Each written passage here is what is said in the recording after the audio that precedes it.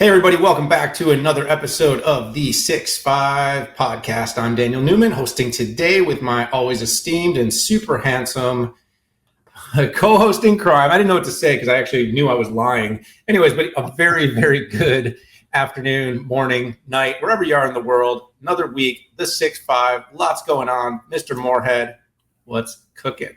How are you? It's Friday.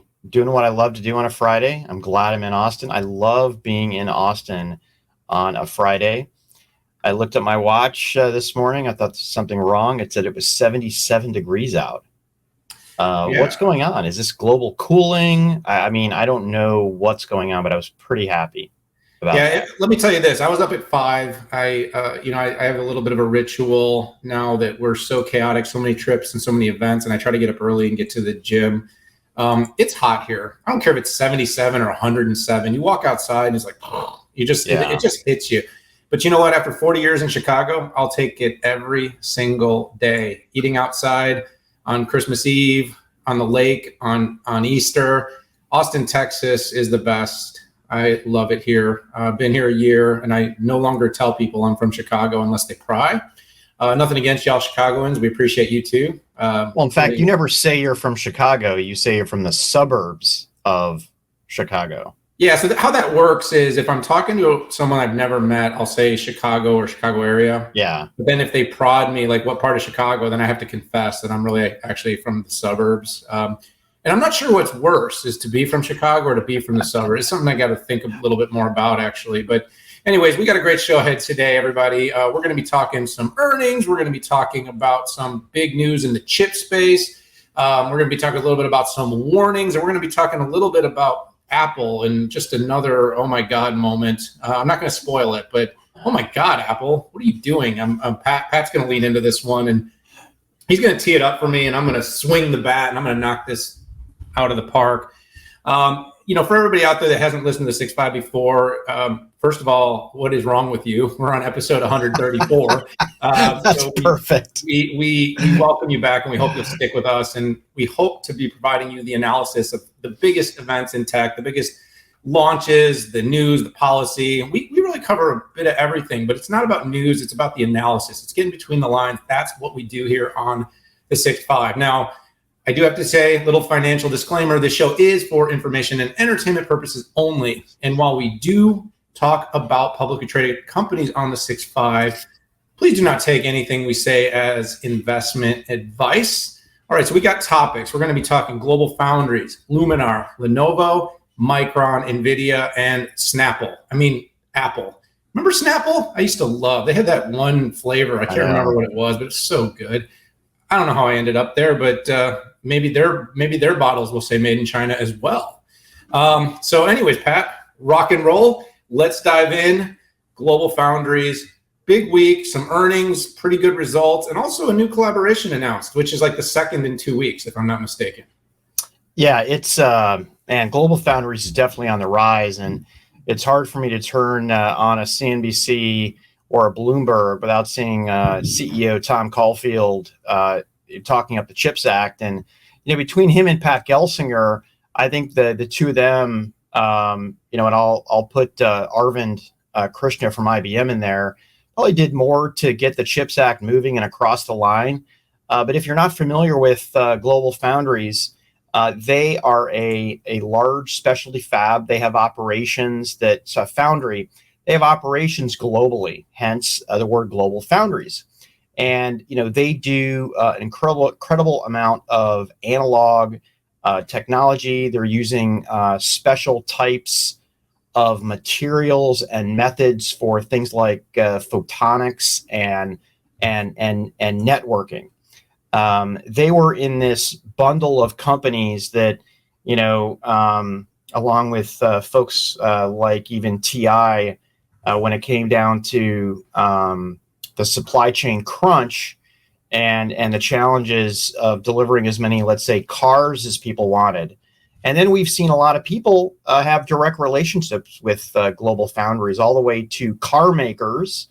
And they just inked a big deal with Qualcomm that's up the food chain at least one notch. They added $4 billion to their wafer agreement, and that brings the total deal for with them with Qualcomm for $7 billion. They didn't talk exactly what it was about, but I think it's RF. Quite frankly, Good guess. Good guess. Yeah, and it's not that. In fact, GlobalFoundries does actually do SoCs, but I think this is more than likely RF, and they're growing RF business. But hey, let's jump into earnings. How did they do? I mean, they pretty much broke records everywhere, right? They had record revenue, they had record gross margin, record operating income, record net income. They had a big beat on the bottom, 28% growth, and a small 1% revenue beat. The biggest drivers were comms and infrastructure, and that was a 50% growth. IoT at 72% growth.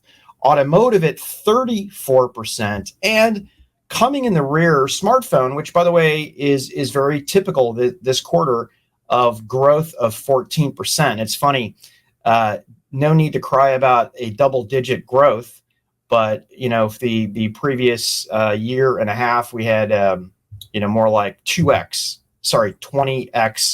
percent growth in there. And one blip on the radar was PC. As you may be aware, GlobalFoundries used to do the interconnect of AMD's distributed architecture processors, the 2.5D technology. That was off 34%, and that's really an unwinding of AMD. But really, net exactly as you would expect, a stellar result. And by the way, doing this at the same time that they're putting all this effort into CHIPS Act, dealing with all of this supply chain challenges, where quite frankly they're the solution. Yeah, and the timing is great. With the company newly IPO'd, starting to show some record results is never a bad thing. We of course have hit this sort of demarcation in the chip market where there are certain companies that are really robust that will probably persevere through some of the slowing in parts of the market. And then there's going to be other chip makers that are going to have some challenges ahead, especially those with a lot of exposure to sort of low-end consumer PC. You saw that in these numbers, but we've really seen that. I published a piece on Market Watch yesterday that was kind of, what have we learned from this quarter's semiconductor results, Pat? And I mean, the long and short is we learned, companies with more exposure to enterprise cloud and data center and those types of applications are showing a lot more resiliency. Companies that have more exposure to the consumer are showing weakness. Companies that have exposure to both are seemingly doing well on the first and poorly or less well on the latter. And of course, there's I've said this a few times over the last few weeks, there's the components of beta and alpha. Some companies that are executing very well are doing better across the board. AMD did pretty well across the board, but we still saw a slowing in PC. Lattice Semiconductor did well across the board, but their consumer part still struggled more than others. For GlobalFoundries, this was a really good result. It was a slow growth on overall revenue in terms of expectation, 1%, but a beat is a beat right now. Yeah. When the market is tepid, beats are good in any capacity. Record revenues, record operating, record net income growth. And by the way, smartphone growth has been interesting as we've seen PC fall, because it appears that the demand for smartphones is much more resilient than the demand for PC. I think people cycle through them more rapidly. I think, there's probably a lot of cases, but if you just look at Qualcomm's earnings and TSM's earnings versus Intel, there was a pretty clear demarcation that not all consumer is created equal. Exactly. And we'll talk a little bit later on about some of the warnings that are coming out of this quarter, because we're also seeing the impact of crypto on certain types.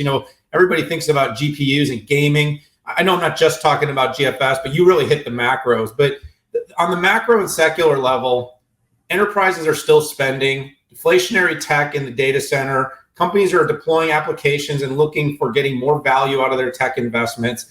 It might slow a little bit. I like to use, Pat, the cloud numbers that we saw, all of which Google, Azure, and AWS all grew very healthily, but slower than their previous quarters. And I said, this is a quarter of normalization, meaning for enterprise, I see that as normalization, which might be 10 or 20% down from the peak growth rates, which means if you're growing 40, maybe you're going 35 or 30. But for PC, it's almost like it fell off a cliff. It went from like double-digit growth to double-digit contraction. The only other thing to watch is going to be backlogs from all these companies. Backlogs, are they starting to wind down? Are they starting to grow? But if you look at GlobalFoundries, it appears the execution is in place. I'm going to say one other thing.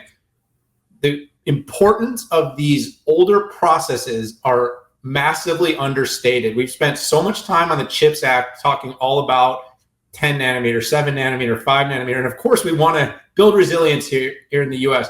GlobalFoundries is the penultimate example of a company that's not focused on that particular process, but incredibly necessary, whether it's in your smartphone or your automobile. Those 18 and 30 and larger processes are going to be critical for a long time. We need to build resiliency across the board.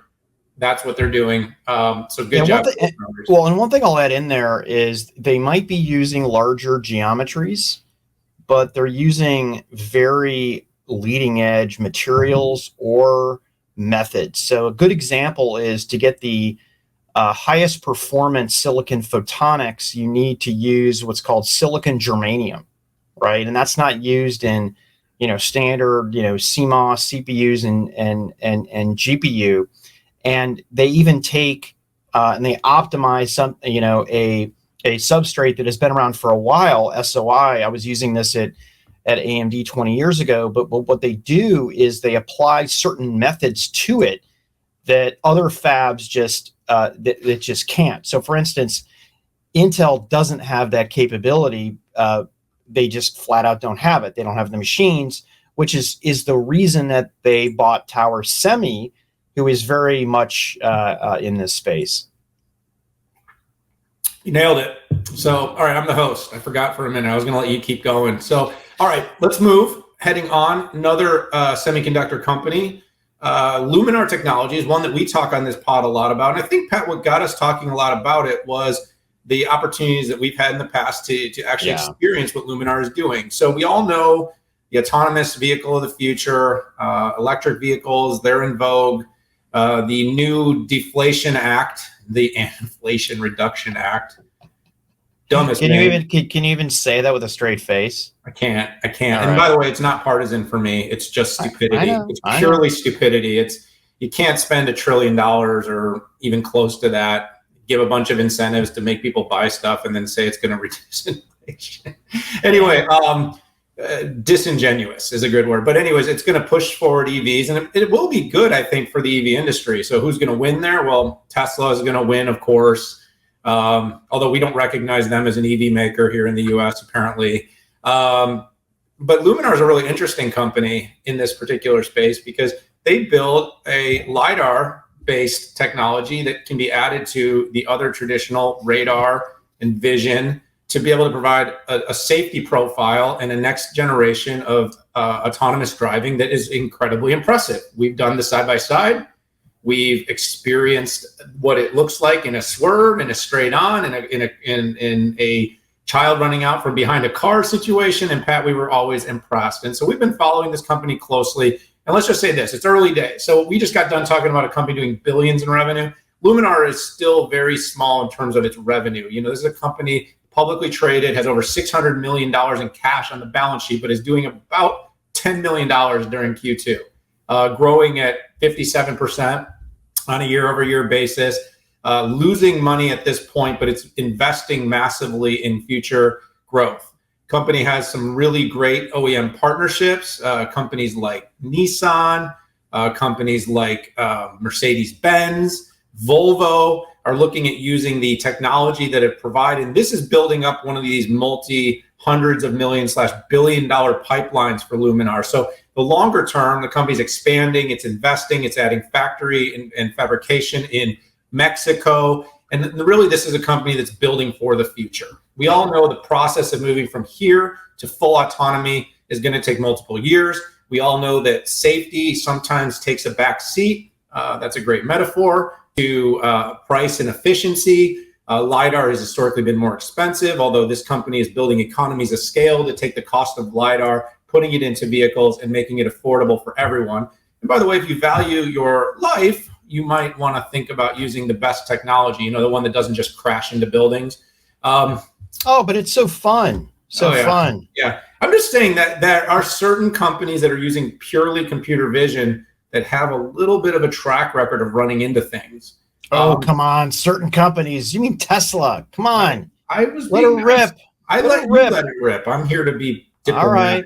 Okay. I'm diplomatic. You're the let it ripper of the show. But anyways, so, I guess long and short, the company put on basically its presentation, listen through it. Again, this is a long-term company that you have to think is in a great position. Yeah. They're seeing big growth in commercial wins, 60%. They're seeing big growth in order books, 60% forward-looking order. They're calling for something like $45 million in revenue. So again, it's not a today wildly massive production thing, but you look at the partners they have, you look at the technology, the importance of combining all the different sensors in a vehicle, and then you build it forward in some of the world's most prolific companies, F1, almost champions, Mercedes-Benz, Nissan. I didn't know if you'd drop it in there. I know you're a Red Bull guy. But long and short is I think they're on the right path. You and I have talked many times with CEO Austin Russell. I like where it's heading. I like the fact that the technology is being built with the long-term in mind, good future, decent result.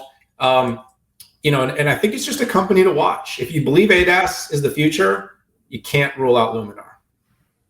Yeah, I want to hit on a few things. So let me share. I'll pull up your share notes. Something here.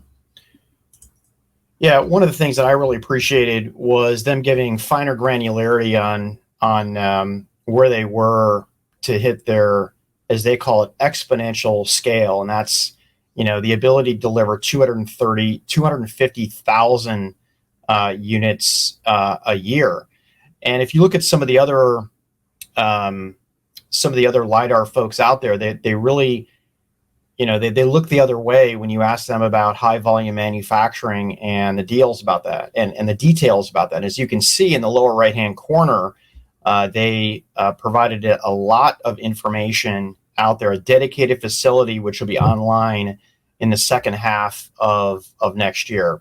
I thought that was a super interesting piece, and that kind of got me thinking, which was, hey, it seems like Luminar should be able to get access to the CHIPS Act money because they do have many patents and they do research on packaging for LiDAR that other people simply don't do. So I had never thought of Luminar and a potential CHIPS Act recipient, but if they're doing research, which they are, they are working with partners. So I don't think money for this. I don't think CHIPS Act to open up stuff in Mexico is going to fly. It won't. But the core research on manufacturing LiDAR and LiDAR SoCs, I think they should have a pretty good shot. The other thing that I thought was interesting this week, and Daniel, you intimated it a little bit here. Let me pull this up. Here we go. Austin was actually on Fox News, and they wanted Fox Business News, and they wanted his response to Nader calling Tesla's manslaughter machines. And it was funny. You and I at CES, we saw up front and personal the Tesla hitting the kid because it didn't have the ability to swerve out of the way. And Daniel, you might not even have the history of who Ralph Nader even is. I do, but yeah, he was the big death at any speed. Really got seatbelts as a standard operating unit in there. Let me see if I can. So this is live TV, folks. So there he is. Look at him. responding to a guy that's probably is over twice his age, which I found awesome. But the macro point here is, can Tesla make a safe car without LiDAR? It's an issue. Here we go. This is what you and I saw in at CES. Boop, boop.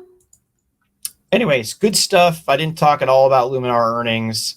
Didn't have talked to. about a couple other things, but they're in the news doing some really interesting stuff, Daniel. Well, when we do our best work here, we leave each other something to talk about. But when we do our best self-aggrandizing, we cover everything, and then we leave the other to see what we're capable of here. But I do like that you called out the things. The folks at Luminar are going to love you for calling those things out, because I didn't mention it, but I did think about it. Some of the R&D stuff, this has to be part of this Chips and Science Act. We have to be looking at innovators and disruptors. So really good call out there, Pat. I'm glad you caught that. All right, let's move on. Another big quarter for Lenovo. And this is one that, could have gone either way, coming with a lot of exposure to PC, but did they grow?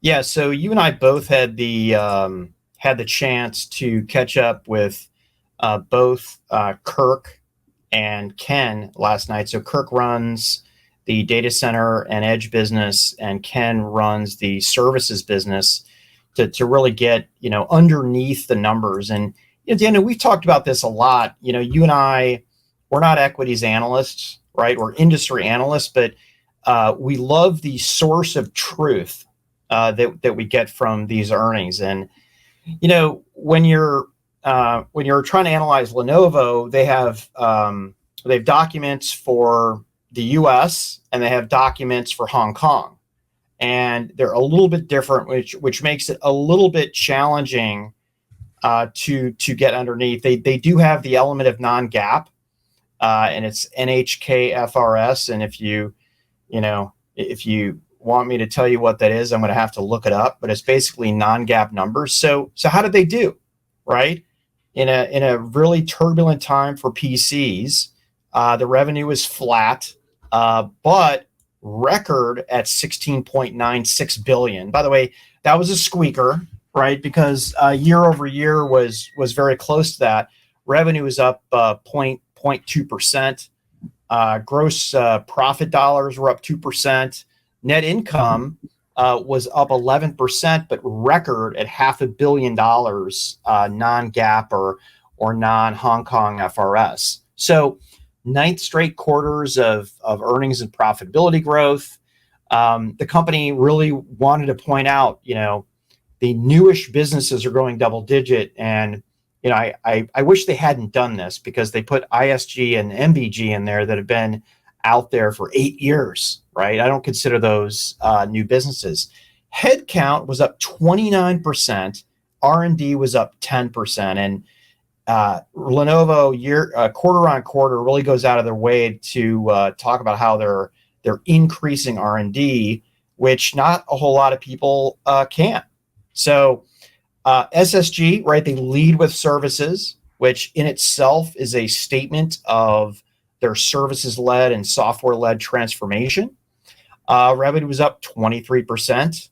We got the ability to talk to Ken last night, and there's not a whole lot I feel like I can say about the call, but because it was NDA. But on the managed services point of view, X as a service, everything as a service is growing big time, whether that's TrueScale or DAS. The interesting part is they bought a consultant, PwC. I think that's the name of the company. They're actually building scale in countries where they don't necessarily have integrators and partners. So that's going to be part of this solutions part. ISG, record revenue, $2 billion. I love the flag plant. For the first time, I actually started comparing them revenue-wise to HPE and Dell. I mean, my gosh, CSP record revenue, server record revenue, storage record revenue, edge record revenue, still number one in top 500 supercomputing. I want to call out their movement next year to 100% PCA manufacturing. And Kirk did share a few things that I absolutely can't talk about on what he has up his sleeve next year, but these guys are nailing it on the Wait, PC. Yeah, you didn't tweet it? huh? Definitely not, because he said don't tweet it. Don't tweet it? Yeah, Don't tweet it. yeah. So you know something you don't know. exactly, Yeah. and I'm not gonna tell you ever. Yeah. That's part of what makes us good, though. Maybe. I mean, Maybe it's it's having one of the that things. information. Yeah. So listen, the PC, tough quarter, right? I mean, PCs are down big time as a market. They do have phone. I mean, their smartphone revenue was up 21% as the entire business was down.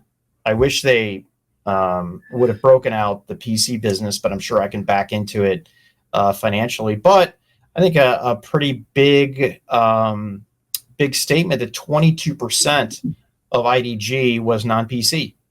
So that's tablets, phones, collaboration equipment, accessories, stuff like that. So I'll wait to comment on the PC business, wait for Dell and HP. But all in all, diversified company, software and services led is the name of the game. And they're not just talking about it, they're doing it. Yeah, Lenovo, I actually mentioned this in the piece. I said it's going to be really interesting in my Market Watch piece the next quarter, because like HP, I think, is the most vulnerable to this PC pullback, because obviously PC print and peripherals, it's their whole world over there at HP Inc. It's going to be something to watch. Is it a situation where they unload a lot of backlog and have another decent quarter and then hopefully can pick up steam in this future quarter?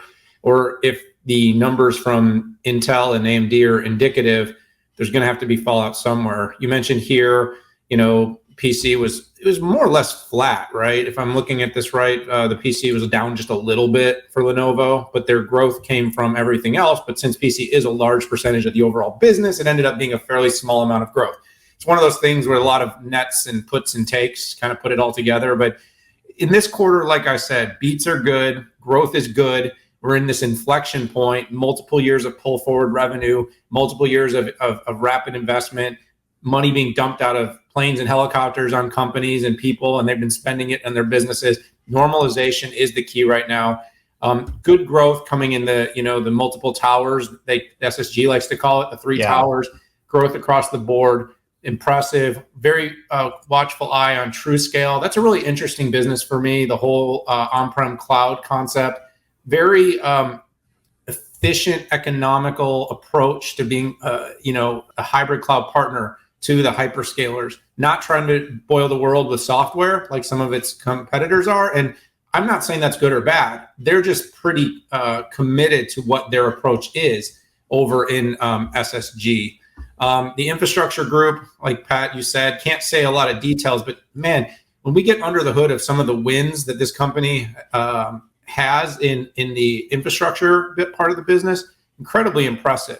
Don't for a minute think that Lenovo isn't finding ways into some of the world's most prolific companies in almost every industry. That's it. It's a very impressive revenue growth in this business unit against formidable competition. And the company has done it through great execution, really nailing it on the supply chain, focusing on ESG. And again, it is a Chinese-based company. And so that is something that I feel have managed incredibly well, given all the sort of geopolitical tension versus some of the other companies out there. The only other thing, I think I would add, Pat, is, on the device side, it looks like Motorola is having a bit of a revival. Yeah, it's kind of crazy, how they're doing. Yeah, I grew up as a Razor. I grew up with the Razor. I mean, Motorola, again, it just goes back, maybe we're just tying threads together. It goes back to my upbringing in Chicago, but it was a humongous presence in Chicago. It was probably one of the largest employers for a long time.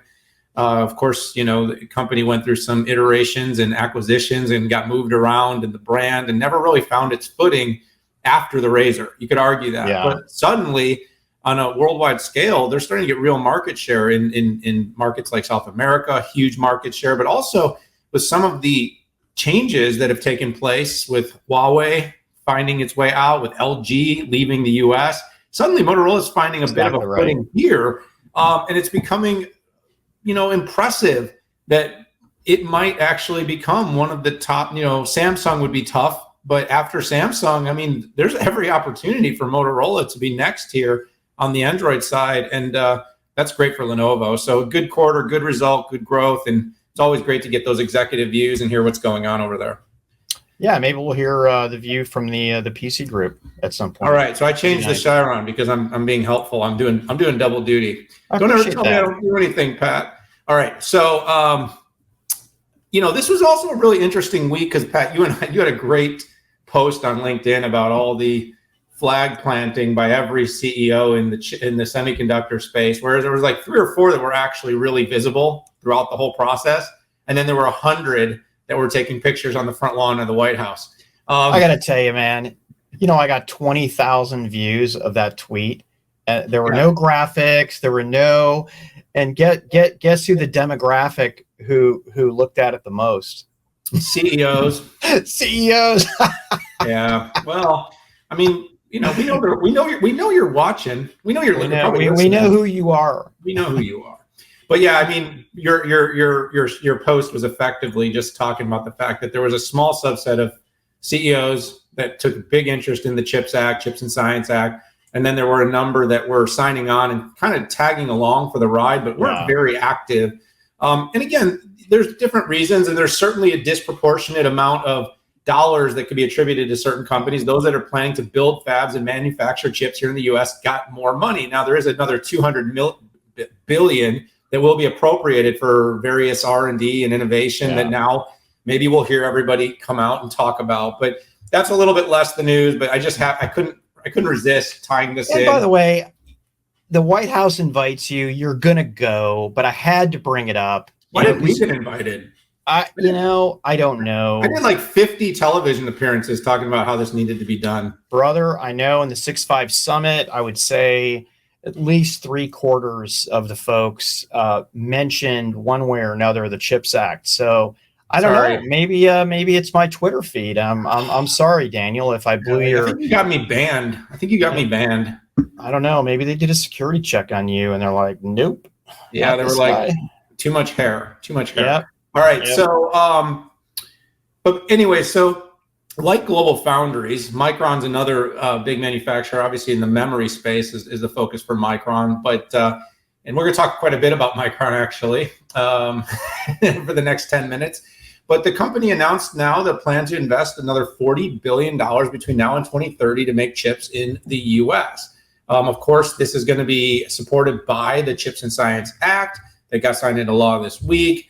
And in really good news, Micron has said, now this is a big part of why we did it, this is going to create upwards of 40,000 jobs, including 5,000 highly paid technical and operational roles. This capacity would basically take the U.S. market share of memory chip production from 2% to 10%. Huge deal. Now, again, this is a sort of an early flag plant. Early into the post-Chips and Science Act, I'm guessing that we're going to hear more of these kinds of announcements from, manufacturers, foundries, fabricators here in the U.S. But it was a big moment for the company. We've talked, Pat, probably it feels like after last week, what do we do? The 232 NAND, the super technical 232 layer NAND, yeah. This is less technical, but Micron's come up more and more. And the long and short of it is, the critical nature of memory as compute and performance and continues to be enhanced is that with memory has to come along for the ride. And Micron becomes a really awesome bellwether as to how the monolithic and new packaging technologies are going to perform because the memory has to come along for the ride. All these new technologies, all these new processes are going to require more memory. So effectively, we've now had GlobalFoundries make the announcement. We've had Intel make their $100 billion announcement, and now Micron stepping up and making a $40 billion announcement. Now, just for reference, China has 40 projects right now, if I understand it correctly, building more manufacturing capacity. Taiwan has 20 projects. So we're still early days here. We might have put up $52 billion, and we may have heard from Micron, GlobalFoundries, and Intel all expanding capacity, but we still got a lot of work left to do. But it's good for Micron to continue investing here. It's been a company that's been investing here, planning to invest more here in the U.S., Pat, and it was just something worth calling out this week.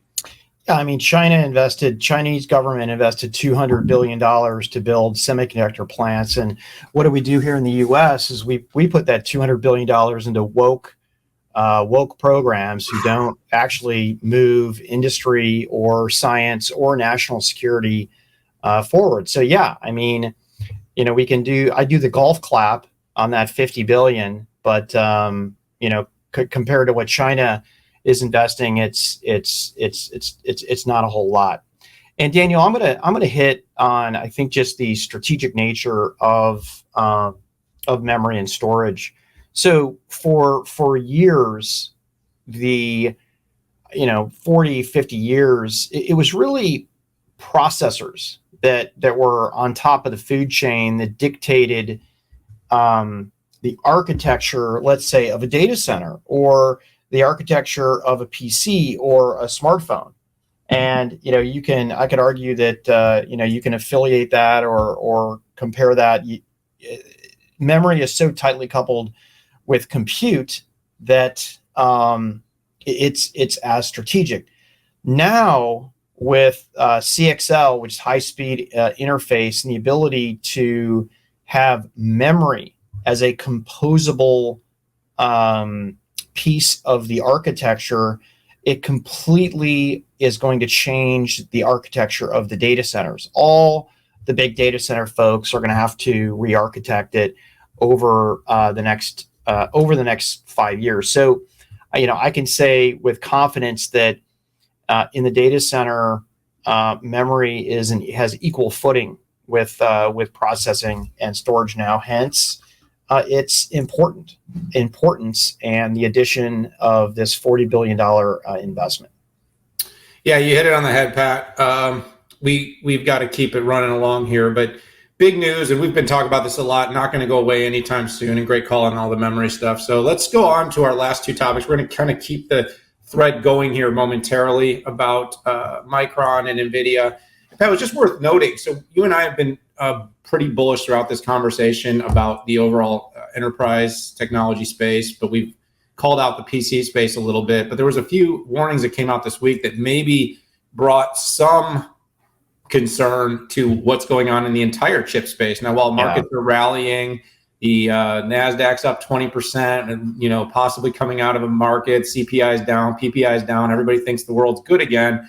Well, Micron CEO Sanjay Mehrotra came out and said that, we're not just seeing slowing in PC memory, we're seeing slowing in all memory, IoT, automotive, data center, which could mean weaker results. Even though last quarter, their results in the data center held them up pretty strongly.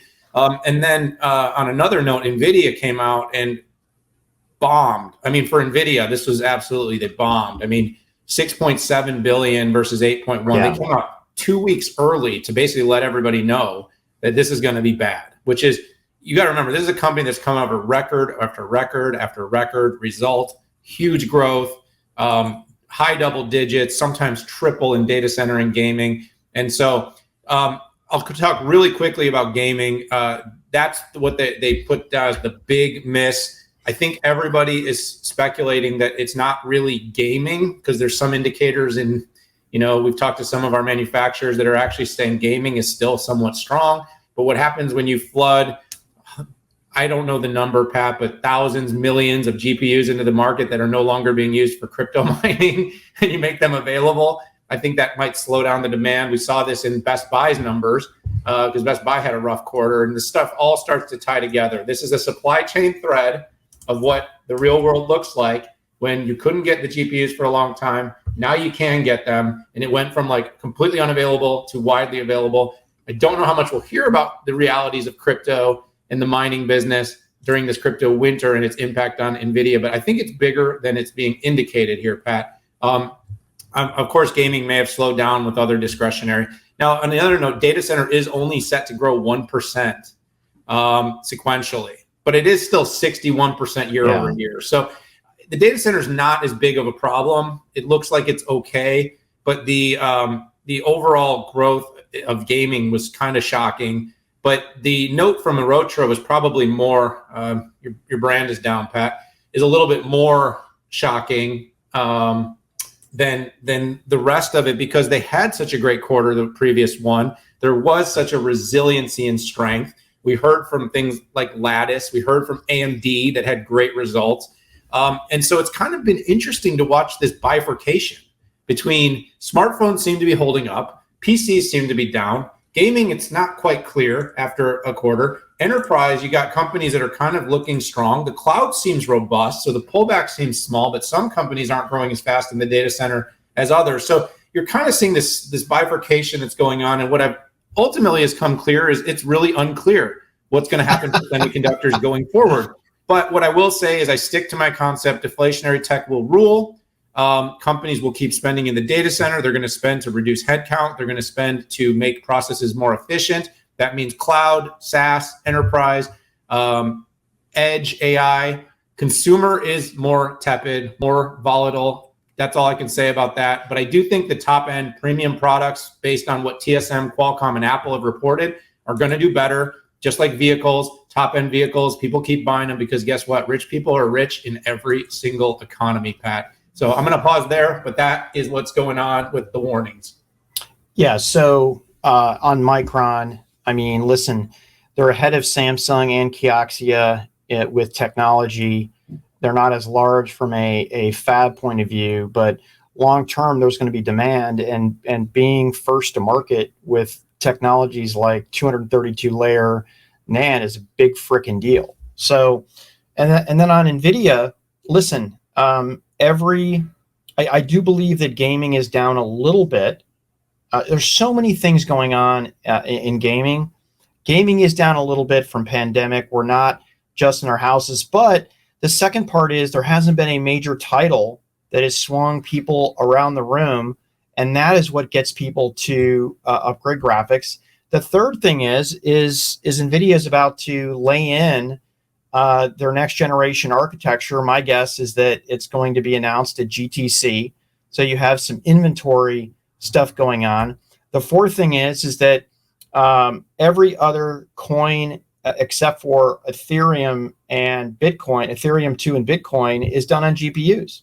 So there we go. Did you just send me another note? I know, dude. I know. I just want to make sure. I heard that you want to go. I heard you want to go all ballistic on Apple. So I just want to make sure we left enough time because we're. No, I don't want to go ballistic. No. I know, dude. I know you've got to leave and I got to leave. Just all right. So when you talk, you talk too much. I'm not sending you messages. Yeah. Usually it's me. You're like, Dan. Okay. Talking. So shh. So the fourth thing. That is the fourth thing on NVIDIA. So there's so many things going on. I don't think this has any regard for the long-term viability of the company or the long-term viability of gaming as a market. It's going to get a lot cleaner. I think NVIDIA probably has 2 quarters of inventory it needs to burn through. And at that point, the new 4000 series is going to be out. AMD is going to be out with their new one. And Intel will probably be taken down a few notches, my guess, below that $400 point. So nobody panic.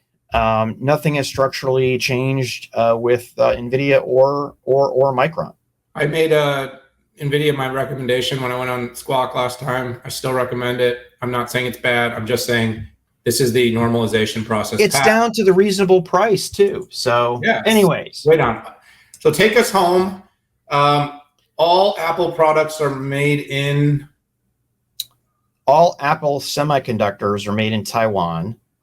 And a lot of the piece parts that go into every one of their devices are made in China. Now, it just hit me. I was having dinner with a person I really respect in the semiconductor industry, a guy named Syed Alam, who runs the practice, semiconductor practice at Accenture. And we were just kind of talking about, how much supply chains for different companies. And it really dawned on me, right, that the colossal risk that Apple has. So Apple is currently worth right now $2.74 trillion. 100% of its CPUs are made out of TSMC in Taiwan. And is there a chance that China invades Taiwan? Heck, maybe they just take over TSMC. What happens to Apple? What happens for its ability to crank out these parts? I think people say there's just no way that would happen, right? Well, what was Germany saying before Russia invaded Ukraine? Right? There's no way, right? Like, hey, this is a good thing. We're going to outsource all our natural gas to Russia. And now when I talk to my German friends, they're like, how did we get here? It's so obvious, right? And are we going to be at this place having this conversation where Apple can't ship? And we're like, well, of course, they didn't diversify their supply chain enough. Does this mean that other manufacturers aren't as at risk? They are at risk. They're just not as big a risk. Right? Samsung, right? Not as risky. HP, Dell, and Lenovo, not as high risk because the exposure, if you're buying Intel, a lot of those leading edge processors are made on the West Coast of the United States. Are there a lot of other things that are made out of China? Yes, but those lead times for leading edge, I mean, if something happened to TSMC, a lot of companies would go down, but the fact that 2.74 trillion of market capital is at risk, I find absolutely spellbinding, and can't believe that people are ignoring it right now. So there you have it, Pat. I'll leave it at this: craziness, absolute insanity, doing wartime drills off the coast of Taiwan, and everybody's just shaking it off. Yeah. It's absolutely crazy to me. We know what this means. We passed a bill. It's more than 2 years away before we're getting any relief. And by the way, that doesn't do anything for. I mean, is Apple going to crawl back to Intel? I mean, who's going to? Who's going to make their chips if something was to happen in Taiwan? I don't know. Or is Apple just cozying up with China right now by doing stuff like this? Right? Apple asked Taiwanese suppliers to label products made in China. Yeah, right? Is that a giant suck up to China and a giant slap in the face to Taiwan? Listen. We have covered this, Pat. This is freaking insane. It is crazy. And by the way, this is the Guardian. So, all right, the Guardian called it, you called it, I called it. This is not partisan. This is insanity. I don't know what's going on. Long and short, we have a real risk here. Hopefully people don't forget about it. The CHIPS Act will not fix this instantaneously, if at all. We need to keep being resilient and keep thinking about how we would handle a situation like what happened in Russia and Ukraine. Hopefully we do. I bet we won't. It's just not in our society these days to think about anything more than what's right in front of us, Pat. But that's why we're here to do that every week. So thank you, everybody, for tuning in. Another great episode. We appreciate you very much. Send your great comments to me, Twitter at Daniel Newman UV. Everything else to Patrick Moorhead. We love our community. Thanks for tuning in. We'll see y'all later. Take care, everybody.